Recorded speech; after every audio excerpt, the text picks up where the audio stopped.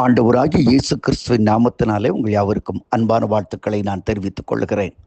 மற்றொரு இனிய காலை பொழுதில் உங்களை சந்திப்பதில் மிகுந்த மகிழ்ச்சி. இந்த நாள் உங்களுக்கு ஆசீர்வாதமாக நன்மை உண்டாகிற ஒரு நாளாய் மாறுவதாக. எரேமியா 30:18 உங்கள் முன் வைக்க விரும்புகிறேன். வேதவசனம் சொல்கிறது, நான் யாக்கோபின் சிறையில் கூடாரங்களின் சிறையிருப்பை திருப்பி அவன் வாசஸ்தலங்களுக்கு இரக்கம் செய்வேன். நான் யாக்கோபுடைய கூடாரங்களின் சிறையிருப்பை திருப்பி அவன் வாசஸ்தலங்களுக்கு இரக்கம் செய்வேன். நண்பர்களே, இன்றைக்கு காலையில் ஆரம்பிக்கும் பொழுது மனதிலே சில குழப்பங்கள் இருந்திருக்கலாம், ஒருவேளை வேதனை இருந்திருக்கலாம். எப்போ எங்கள் குடும்பத்துக்கு ஒரு விமோச்சனம் வரப்போகுது, எங்கள் வாழ்க்கைக்கு ஒரு விமோச்சனம் வரப்போகுது, தொடர்ந்து நாங்கள் வேதனைகளிலும் கண்ணீரிலும் வாழ்ந்து கொண்டு இருக்கிறோமே. இந்த வேத வசனம் ஒருவரு உங்களுக்கு தெரிந்திருக்கலாம். இஸ்ரவேல் ஜனங்கள் பாபிலோனிற்கு அடிமைப்பட்டு போகிறார்கள். பாபிலோன் என்றாலே சினியா தேசம், சினியா தேசம் பாபிலோன் என்பதற்கு பொருளே குழப்பம், கன்ஃபியூஷன், தாறுமாறாகுதல் என்பதுதான் பொருள். யாக்கோபு பாபிலோனுக்கு அடிமைப்பட்டு போகும்போது அவனுடைய வாழ்க்கையும் தாறுமாறாகுது. ஒன்று திட்டம்படம் பண்ண முடியல, பிளான் பண்ண முடியல, நினைச்ச காரியத்தை செய்ய முடியல. எதை எடுத்தாலும் பிரச்சனை, பிரச்சனையோ பிரச்சனை, பிரச்சனையோ பிரச்சனை, பிரச்சனையோ பிரச்சனை. நண்பர்களே, வாழ்க்கையில் நீங்களும் இப்படி கன்ஃபியூஷனில் இருக்கிறீங்களா? என்ன பண்ணுறது?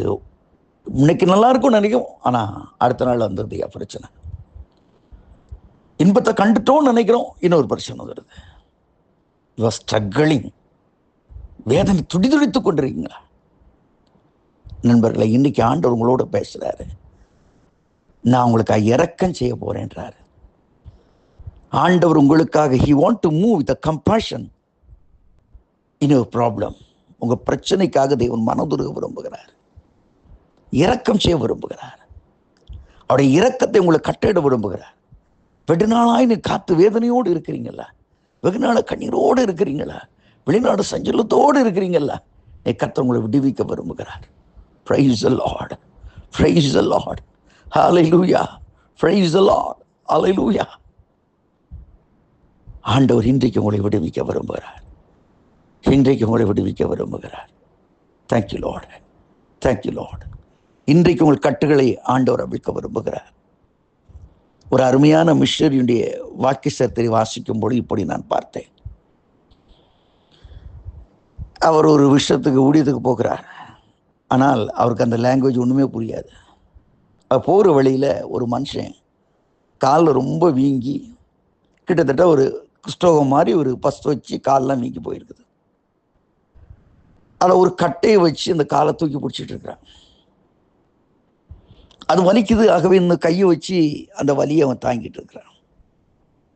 மிஸ்டர் அந்த பக்கம் போறார்.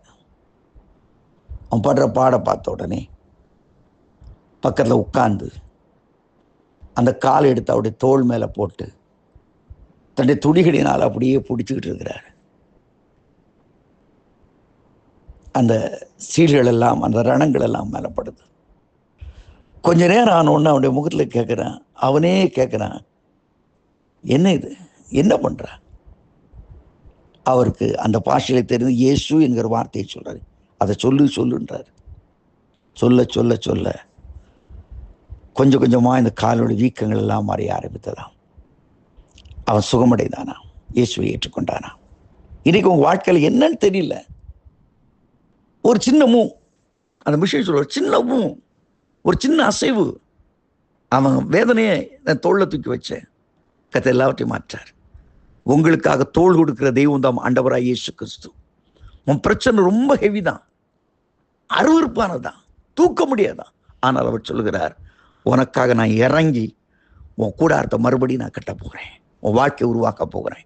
இந்த நாளில் தயவு செய்து இயேசுவை நம்புங்க. அவரால் உங்கள் வாழ்க்கையில உருவாக்க முடியும். அங்கே எரேமியா சொல்லுகிறான், மறுபடியும் நகரம் மண்மேட்டின் மேலே கட்டப்படும், அவைகளின் ஸ்தோத்திரம் ஆடர்பாடின் சத்தம் புறப்பட்டு வரும். அந்த தேவன் உன்னோடு இருக்கிறார். இந்த நாளிலே அவர் உன்னை கரம் பிடித்து நடத்துவார். ஆமேன், ஆமேன்.